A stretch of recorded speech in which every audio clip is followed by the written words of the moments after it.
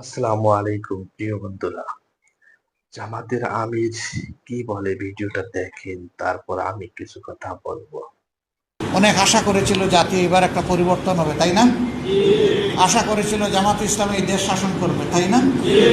কাছে মাসে বাসে ট্রেনে লঞ্চে সব জায়গায় মানুষের আওয়াজ উঠে নাই, এবং মানুষ সেইভাবে ভোট দেয় নাই, দিয়েছে। কিন্তু একদল দুষ্ট লোক আতাত করে জনগণের এই পাওনাটা ছিনতাই করে নিয়ে গেছে।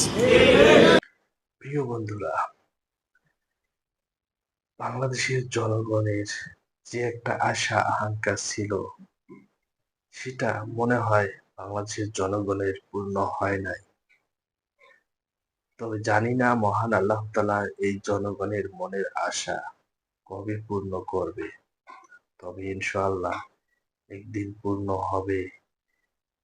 এই কথাগুলো একদিন পূর্ণ হবে আমি আশা করি। ধন্যবাদ সবাইকে।